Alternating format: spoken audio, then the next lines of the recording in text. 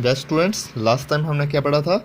हमने semiconductors, conductors और insulator को कैटेगराइज करा था on the basis of forbidden energy gap. और वहाँ से हमने ये कंफर्म करा था कि वो कैसे एक दूसरे पर अगर ओवरलैप करते हैं तो कंडक्टर्स होते हैं, और अगर वहाँ पर जो फॉरबिडन एनर्जी गैप है वो मार्जिनल होता है तो वो सेमीकंडक्टर होते हैं, और वो जो गैप है बहुत लार्ज हो तो that are regarded as insulators. ठीक है, उम्मीद है आप लोगों को ये समझ आया होगा। तो नेक्स्ट हम अपने लास्ट टॉपिक पे आज चलते हैं। ठीक है, इस चैप्टर का ये लास्ट टॉपिक है मैग्नेटिक प्रॉपर्टी ऑफ सॉलिड्स। आपने इलेक्ट्रिकल प्रॉपर्टीज़ कर ली थी, अब हम ये जो लास्ट है that are magnetic properties of solids, इसको आप ध्यान से करेंगे। ठीक है, मुश्किल नहीं है, आपने थोड़ा इसको समझना है, इजी है ये, और बहुत बार इससे क्वेश्चन आता है, तो आप लोगों ने इसको ध्यान से करना है। ठीक है, magnetic property of solids are related to their electronic structures. अब इलेक्ट्रॉनिक स्ट्रक्चर से आपको पता है कि देखिए, चाहे आप माइक्रो लेवल से जाएं चाहे आप मैक्रो लेवल पर जाएं, मैक्रो लेवल में आपको पता है कि जैसे हमारा सन है ना, सन के इर्द गिर्द जो डिफरेंट प्लैनेट्स होते हैं वो रिवॉल्व करते हैं। ठीक है, इवन हमारा सन भी जो है वो that revolves around black hole. ठीक है, तो जो जिसको हम गैलेक्सी बोलते हैं। ठीक है, चलो बहुत बड़े स्तर पर जा रहे हैं हम लोग, लेकिन आपने देखा होगा अगर हम अपने जो प्लेनेट में अपनी अर्थ की बात करें तो अर्थ जो है अपने अक्ष पर घूमती है और साथ में वो रिवॉल्व भी करती है। ठीक है ना, अराउंड द सन। तो जस्ट लाइक दैट जो न्यूक्लियस के इर्द गिर्द इलेक्ट्रॉन जो है वो भी रिवॉल्व करता है। ठीक है, और अपने जो एक्सिस है उस पर भी वो घूमता है। ठीक है, तो वहाँ से क्या होता है, उसमें मैग्नेटिक प्रॉपर्टीज़ होती हैं। तो इस तरह से इसका जो स्ट्रक्चर होता है उसको हम लोग आगे डिटेल में करते हैं कि इससे क्या क्या फ़र्क पड़ता है, इसके जो रेवोल्यूशन है और इसके जो उसको घूमने, जो अपने एक्सिस पर घूमने से क्या फ़र्क पड़ता है, जो मैग्नेटिक प्रॉपर्टी कैसे अराइज होती हैं। पहले तो मैं आपको बता दूं कि आप हमारे पास क्या है, जो मैग्नेटिक सब्सटेंसेस हैं, basically these are regarded in three types. ठीक है, diamagnetic substances, paramagnetic substances and ferromagnetic substances. तो सॉलिड को हम तीनों में करेंगे। आगे जो एक कैटेगरी आती है, वैसे तो 5 में है ये, 5 कैटेगरीज में। फेरोमैग्नेटिक सब्सटेंसेस को आगे 2 हिस्सों में और डिवाइड किया गया है कि फेरोमैग्नेटिक में on the basis of domains इसको हम लोग कैटेगराइज कर सकते हैं। तो आपने पहले डायमैग्नेटिक सब्सटेंसेस पढ़ने कौन से हैं। आपको पता है कि अगर कई ऐसे सब्सटेंसेस हैं जिनमें जो पेयरिंग ऑफ इलेक्ट्रॉन जो होती है वो कंप्लीट होती है, वहाँ अनपेयर्ड इलेक्ट्रॉन नहीं होते हैं। ठीक है, तो उसमें जो अगर उसमें इलेक्ट्रॉन है ही नहीं है, फ्री इलेक्ट्रॉन है ही नहीं है, पेयरिंग इलेक्ट्रॉन है सारे, तो वहाँ पर क्या होता है, वो जो सब्सटेंसेस है that substances are regarded as a diamagnetic substances. वहाँ पर वो weakly repelled by magnetic field, मतलब उसको कि अगर मैग्नेटिक फील्ड में रखा जाए उस सब्सटेंस को, तो वो क्या होता है, धीरे से उसको वो रिपल्शन ज़्यादा नहीं होती है, लेकिन वीक रिपल्शन इज देयर। वो दिखती नहीं है लेकिन होती है। अगर आप निचले बड़े लो स्तर तक आप उसको जज करें, तो जैसे एग्जांपल लेता हूँ मैं सोडियम क्लोराइड का। सोडियम क्लोराइड को अगर आप लोग किसी, मान लो आपके पास ये 2 पोल हैं, क्योंकि आप मैग्नेटिज्म की बात कर रहे हैं, नॉर्थ पोल साउथ पोल। ठीक है, तो आपने क्या किया, इसमें एक आपने मटेरियल डाल दिया। मान लो आपने कौन सा मटेरियल डाला, सोडियम क्लोराइड, क्योंकि सोडियम क्लोराइड जो है वो दैट इज डायमैग्नेटिक सब्सटेंसेस। तो आपने जब इसको आपने यहाँ पर सोडियम क्लोराइड डाल दिया, तो यहाँ पर बीच में ना आप लोग, क्योंकि यहाँ ये क्या करते हैं, रिपेल करते हैं। अब ये यहाँ से रिपल्शन होगी, यहाँ से रिपल्शन होगी, तो बीच में क्या होगा, थोड़ा सा मार्जिनल सी क्या होगी, यहाँ ऐसे इस मटेरियल में, यहाँ से ध्यान से देखिए, इसमें क्या होगी, थोड़ी सी बल्ज होगी, ऐसे ऐसे। देखो ये देख रहे हैं आप लोग, ये यहाँ पर क्या होगी, थोड़ी सी बल्ज, उभरा हुआ होगा थोड़ा सा। ये उभार क्यों आई, ये क्योंकि ये ऐसे बीच से, मतलब होना कैसे चाहिए, प्लेन होना चाहिए, लेकिन यहाँ पर क्या है, बीच से क्या आई, बल्ज, क्योंकि यहाँ पर ये इस मैग्नेटिक फील्ड ने उसको क्या किया, थोड़ा सा रिपल्शन किया, तो रिपल्शन से ये बीच से उठ गया। समझ गए। तो यहाँ इस तरह से आप लोग इस सब्सटेंस को आप, या फिर डायमैग्नेटिक सब्सटेंसेस को आप you can represent like this. Okay, तो चलिए आगे इसका डेफिनेशन थोड़ी सी देख लें कि the substances which are weakly repelled by magnetic field are known as diamagnetic substances and these are due to pairing of electron. Electron pairing होती है, उसमें अनपेयर्ड इलेक्ट्रॉन नहीं होते हैं। ठीक है, और इसमें एक फार्मूला होता है कि अगर आपने मैग्नेटिक मोमेंट निकालनी होती है, ये म्यू से डिनोट करते हैं, यहाँ ये मैग्नेटिक मोमेंट, यहाँ ब्रैकेट में आपने म्यू। आपको मैंने बताया हुआ कि आप अगर अपनी जो फेयर कॉपी में करते हैं, ये जो मैं लिखता हूँ ना, इसको कम से कम आप लोग याद रखने के लिए रफ में थोड़ा सा कॉलम बना लिया करो, एक रफ कॉलम ना। तो जहाँ मैं लिखता हूँ तो वो चीज़ें थोड़े से नोट कर लिया करो। यहाँ म्यू जो है वो आपने मैग्नेटिक मोमेंट को लिखा मैंने यहाँ, इसके बीच मैंने शो किया, लेकिन मैं यहाँ म्यू लिख रहा हूँ, तो आपने इसको शो करना कि this is represented in this by this symbol, ठीक है। तो यहाँ से mu is equal to root, ये पूरा root n into n by n plus 2, ठीक है। तो यहाँ number of n is the number of pair electron जो है वो, because zero pairing is there, तो मैग्नेटिक में जो मोमेंट है वो कितनी होगी, 0 into 0 plus 2 means 0, 0 multiply something is 0, ठीक है। तो magnetic moment mu will be equal to 0, ठीक है। उम्मीद है समझ आया होगा आपको कि मैग्नेटिक, क्योंकि ये और ये सब्सटेंस जो है वो दीज आर रिपेल्ड बाई फीवली, मतलब कम जो है वो रिपल्ड होते हैं, ठीक है, दिखते नहीं है आपको। एग्जांपल ले सकते हैं आप, सोडियम क्लोराइड ले लिया आपने, वाटर ले लिया, बेंजीन ले ली, जब भी आप इसको मैग्नेटिक फील्ड में रखेंगे तो यहाँ पर वीकली रिपल्शन होगी, समझ गए। आगे चलें।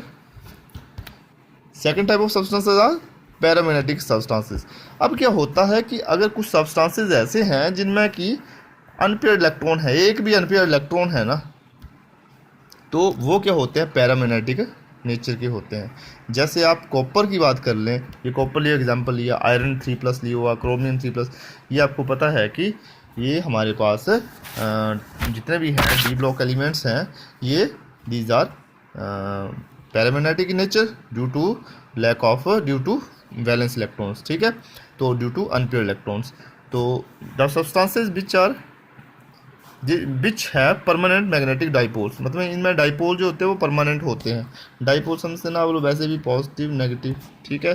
तो इस तरह के एक पोल्स एग्जिस्ट करते हैं, तो इसको क्या बोलते हैं आप लोग, और ये क्या होते हैं, these are attracted by magnetic field. मगर अगर इनको मैग्नेटिक फील्ड में रखते हैं तो ये क्या होते हैं, these are attracted by magnetic field. अगर इस तरह के मटेरियल को अगर आप लोग डाल दें तो क्या होगा, वैसे ही मैंने बताया आपको कि मैग्नेटिक फील्ड में डाल दें तो क्या होगा।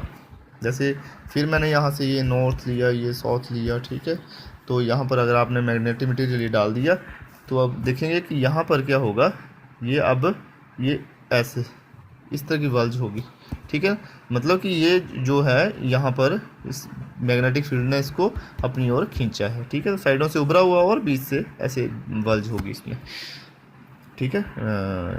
इसमें ट्रफ होगा यहाँ, ठीक है, ये नीचे को होगा और साइड से थोड़ी वल्जेस होगी, उभरी हुई होंगी, ये लगे पता यहाँ से। तो एग्जांपल आप इसमें खास कर नोट करना आपने कि कॉपर 2+, आयरन 3+, क्रोमियम 3+, ये सारे ही प्लस तो समझते ना आप लोग। 2+ मतलब यहाँ पर 2 इलेक्ट्रॉन जो है वो कम है, 3d10 4s1, याद है आपको, 4s1, this is the basic formula of या argon, this is the electronic configuration of copper. तो यहाँ से अगर कॉपर 2+ की बात कर रहे हैं तो एक ये आ गया और ये 3d9 is the electronic configuration of copper 2+। इस तरह आयरन 3+ एंड क्रोमियम 3+, ठीक है। चलें आगे। तो पैरामैग्नेटिक सब्सटेंसेस हो गए। अब लास्ट वन क्या है, last one we have ferromagnetic substances. अब फेरो से नाम देखो, फेरोमैग्नेटिक सब्सटेंसेस, फेरो इसको याद रखना हो तो जैसे आयरन रखो आप, फेरियम आयरन होता है ना, आयरन का जो साइंटिफिक नेम है दैट इज़ फेरियम, Fe बोलते हैं हम तभी उसको। तो वहीं से आपको पता है कि iron is strongly attracted by magnetic field, ठीक है। तो यहाँ से आपने फेरोमैग्नेटिक सब्सटेंसेस, ऐसे सब्सटेंसेस हैं these are attracted by, strongly attracted, मतलब जो अट्रैक्शन होती है वो क्या होती है इसमें, strong attraction towards magnetic field and show permanent magnetism even after magnetic field. आपने कई बार क्या होगा देखा होगा कि हम क्या करते हैं, अगर मान लो आपके पास एक आयरन की जो है वो अपने कील ले ली, ठीक है, आयरन की, तो उसको अगर आप ये कॉपर से ऐसे लपेटे ना उसको, तो ये क्या होता है थोड़ी देर के लिए ये मैग्नेट में कन्वर्ट हो जाता है। अगर आप करंट देते हैं, ठीक है। इसको कॉपर से लपेट के इसको अगर आप लोग करंट दें तो this will get converted into magnet. और जब आप उसको करंट उसमें से देना बंद भी कर देते हैं, इसको निकाल भी लेते हैं कॉपर को, तब भी ये जो बीच में जो आयरन है ना वो that will act as a magnet. ठीक है। तो अटैक वो अब ऐसा मटेरियल जो है वो क्या है, मैग्नेट बनाने के काम आता है। अब कौन कौन सा, निकल, कोबाल्ट, एल्यूमिनियम मैंने आपको बताया था। जो जो हम चुंबक बनाते हैं ना वो कौन से हैं, एल्निको, सुना है ना आपने, एल्निको, उसको क्या बोलते हैं जो चुंबक बनाते हैं हम लोग, जो ब्लैक सा देखा है ना आपने, तो एल्निको बोलते हैं उसको। एल्निको में क्या मतलब, उसमें तीन तो इसमें मेटल्स होती हैं, aluminium, nickel and cobalt. These are ferromagnetic materials. Ferromagnetic, ये फेरोमैग्नेटिक नेचर होता है इनका। ठीक है। क्रोमियम भी इसमें हो सकता है, समझ गए। तो ये these are strongly attracted by magnetic field. अब होता क्या है, इसका कारण क्या है कि अगर आपने कई बार ये भी देखा होगा कि आप ब्लेड ले लो और उसको आप लोग ऐसे मैग्नेट के साथ घिसो, तो थोड़ी देर के बाद क्या है, एक ब्लेड जो है वो दूसरे ब्लेड को चिपकना शुरू हो जाता है। ठीक है ना। अब मैग्नेट हटा भी लो तब भी वो उसमें मैग्नेटिज्म जो है वो रहता है थोड़ी देर के लिए। ठीक है ना। वो 15 मिनट के लिए रहता ही है। तो कारण क्या होता है इसमें, इसमें कारण है जो एक मैग्नेट जो है, जो फेरोमैग्नेटिक सब्सटेंस है, मान लो ये फेरोमैग्नेटिक सब्सटेंस है। ठीक है। तो अगर आप इसको, इसमें ये पूरा सब्सटेंस तो बना है कि नॉर्थ पोल और साउथ पोल। ठीक है। जो मैग्नेट बन गया ये, तो इसमें क्या होता है, वैसे ये छोटे छोटे क्या होते हैं, अपने डोमेन्स होते हैं, छोटे छोटे पार्ट्स होते हैं सब्सटेंसेस के, मतलब जो ग्रुप में जब बन जाते हैं। तो ऐसे तो मान लो अभी तक ये मैग्नेट में कन्वर्ट नहीं हुआ कोई मटेरियल है, मान लो ये कोबाल्ट का मटेरियल है। ठीक है। तो इनमें क्या होता है, अपने अपने डोमेन्स होते हैं। अब ये पार्ट्स में डिवाइड है, तो कोई इस साइड को एंगल बता रहा है, ये अभी अलग अलग जो है वो इनकी डायरेक्शन है। ठीक है। ये जो छोटे छोटे पार्ट्स हैं ना, जो अपने आप में एक डाईपोल बनाते हैं, इनको क्या बोलते हैं, डोमेन्स। मतलब इस मटेरियल को अगर हम पॉजिटिव नेगेटिव में लें तो आपके पास इस तरह का है, ये पॉजिटिव और नेगेटिव, ये खुद में क्या है, एक मैग्नेट हैं छोटे छोटे। ठीक है।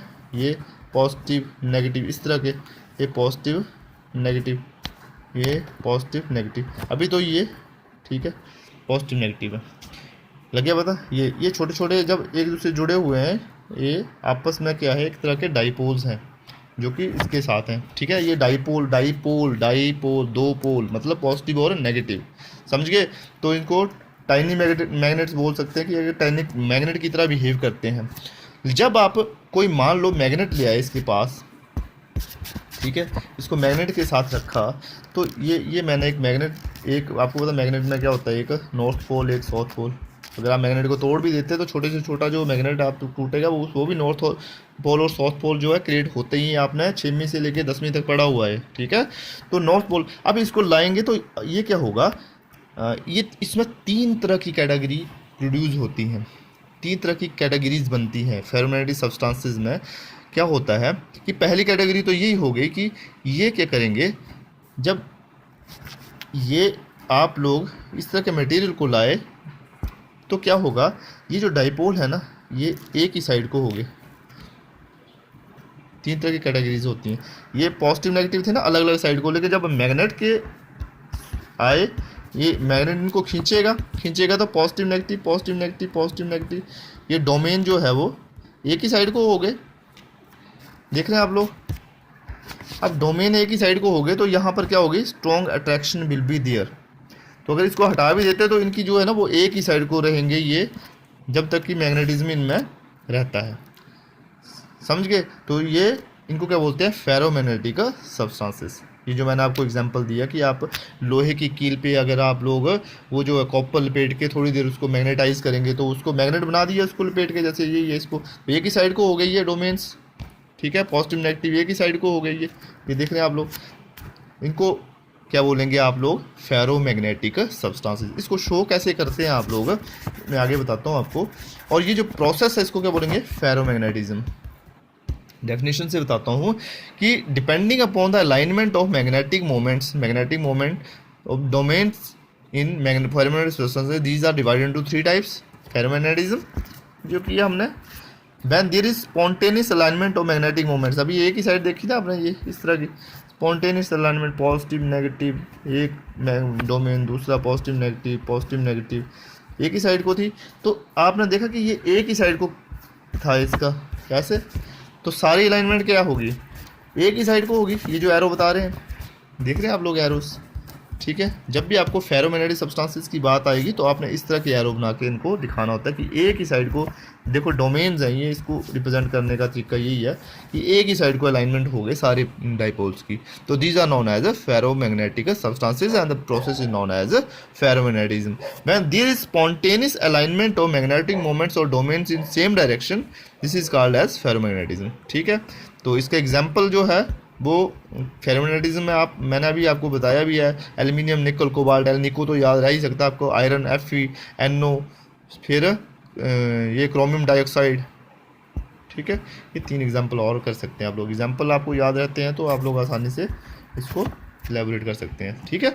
चले आगे हम, फेरोमैग्नेटिक सब्सटेंसेस आ गया जी। देखो इसके नाम में आपने देखना है कि फेरोमैग्नेटिक, पहले आपने कौन सा करा, डायमैग्नेटिक, फिर आपने कौन सा करा, पैरामैग्नेटिक। मतलब एक जो है वीकली जो है रिपेल करता है और एक अट्रैक्ट करता है, simply attraction is there. Paramagnetism में क्या है, सिंपल अट्रैक्शन, ठीक है। और फेरोमैग्नेटिज्म में strong attraction in towards magnetic field. और ये क्या है, एंटी फेरोमैग्नेटिक सब्सटेंसेस, देख रहे हैं आप लोग, एंटी फेरोमैग्नेटिक। अब क्या होगा, नाम से पता लग रहा है कि एंटी फेरोमैग्नेटिक मतलब फेरोमैग्नेटिज्म से जो उल्टा है, मतलब वहाँ पर क्या होगी, वहाँ स्ट्रॉन्ग अट्रैक्शन थी, इसका मतलब ये ऐसे सब्सटेंस है जिनमें की स्ट्रॉन्ग रिपल्शन होती है, ठीक है, मैग्नेटिक फील्ड में। तो when there is alignment of magnetic moments और domain in the opposite direction and behave opposite to that of ferromagnetism is called as anti ferromagnetic substances and the phenomena is called as anti ferromagnetism. तो इसमें क्या होता है, इसको भी आपने ध्यान से देखना है। वैसे डाइपोल क्रिएट होंगे जब आप मैग्नेटिक फील्ड में रखेंगे इसको, तो डाइपोल कैसे क्रिएट होंगे, इसको ध्यान से देखना आपने कि डाइपोल कैसे कंसीडर करेंगे आप लोग। यहाँ पर मैंने ये एक बनाया, तो ये एंटी फेरोमैग्नेटिक सब्सटेंस है, तो इसमें positive negative positive negative positive negative, ये एक सिंपल सब्सटेंस है, ठीक है, फेरोमैग्नेटिक सब्सटेंस है। लेकिन अगर मान लो ये आपके पास डोमेन जो है ये पॉजिटिव नेगेटिव इस साइड को, और ये क्या हो गया, नेगेटिव पॉजिटिव, उल्टा हो गया, फिर ये पॉजिटिव नेगेटिव, ठीक है, फिर ये नेगेटिव पॉजिटिव, ये उल्टा है। मतलब इसमें आपके पास अलाइनमेंट कैसे, एक अगर इस साइड को है तो दूसरा उससे उल्टा जा रहा है, ये इसकी जो है वो पावर को काटेगा, ठीक है, ये इस साइड को, दूसरा उल्टा। तो आपने जो एंटी फेरोमैग्नेटिक सब्सटेंसेस है उसको आपने इसी तरह शो करना है, समझ गए कि ये क्या करते हैं, एंटी फेरोमैग्नेटिक सब्सटेंसेस क्या करते हैं, एक दूसरे को ख़त्म करते हैं, ठीक है, इसकी जो पावर है उसको ख़त्म करते हैं ये। और इसमें क्या होता है, मैग्नेटिक मोमेंट क्या होती है, जीरो होती है, नेचुरली है। मैंने आपको बताया कि अगर आपके पास जो मैग्नेटिक मोमेंट है क्या है, उसकी कैसे शो करते हैं उसको, mu is equal to root n into n+2। तो अब क्या हो गया, इसमें एक दूसरे को जो है वैल्यू को क्या कर दिया इन्होंने, ख़त्म कर दिया, ठीक है। तो mu will be equal to 0, समझ गए।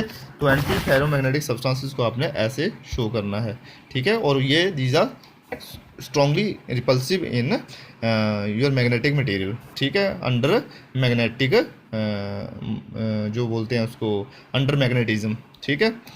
तो आगे चले हम, फेरी मैग्नेटिक सब्सटेंस। अब ये क्या, देखो पहले क्या था, फेरो स्ट्रॉन्गली, फिर एंटी फेरो स्ट्रॉन्गली अपोजिट, और ये क्या है, फेरी, ये क्या है, फेरी मैग्नेटिक सब्सटेंस। फेरी मैग्नेटिक सब्सटेंस में क्या होता है, अब यहाँ पर इसको समझना अपना इस तरह है कि वैसे डोमेन बना रहा हूँ मैं,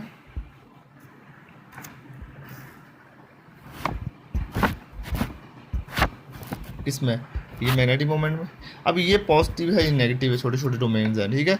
ये यहाँ पर ये हो सकता है ये पॉजिटिव और नेगेटिव हो, लेकिन ये वाला क्या हो, नेगेटिव एंड पॉजिटिव, इस तरह के अपोजिट हो, ये यहाँ और आगे आ गया एक, तो ये भी क्या हो, ये नेगेटिव पॉजिटिव।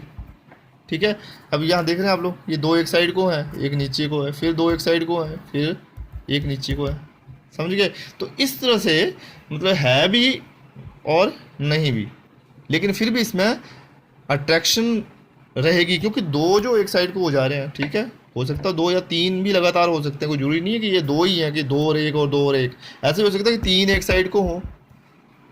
ठीक है ना, पॉसिबिलिटी कुछ भी हो सकती है कि एरो बता रहे हैं, एरो मतलब कि ये जो डोमेन्स हैं, ये जो टाइनी मैग्नेट्स हैं, ये कैसे बिहेव कर सकते हैं कि ये दो एक साइड को हो गए, एक और हो सकता है एक साइड को, अब तीसरा हो सकता है ये दो नीचे को, फिर दो ऊपर को। तो इस तरह से एक साइड तो ऐसी होगी ना जहाँ पर ये जो डायरेक्शन है वो एक साइड ज़्यादा होगी, इसका मतलब अट्रैक्शन जो होगी वो थोड़ी बहुत तो होगी, ठीक है ना, टुवर्ड्स मैग्नेटिक फील्ड। ठीक है, तो when the magnetic moment of the domains are aligned in parallel and anti parallel, parallel भी है और एंटी पैरेलल भी है, ठीक है, ये पैरेलल शो कर रहा है, ये इसके एंटी पैरेलल हो गया, and anti parallel electrons in unequal numbers, पता नहीं है ये दो मतलब इक्वल है और यहाँ पर दो होने चाहिए लेकिन एक है, इसको बोलेंगे अनइक्वल नंबर्स। ठीक है, we get ferromagnetism, these are weakly attracted by magnetic, बता दिया मैंने आपको भी वीकली अट्रैक्टेड क्यों होता है। ठीक है, इसका एग्जांपल आप ले सकते हैं Fe3O4 और फेराइट्स जो है, ये दोनों क्या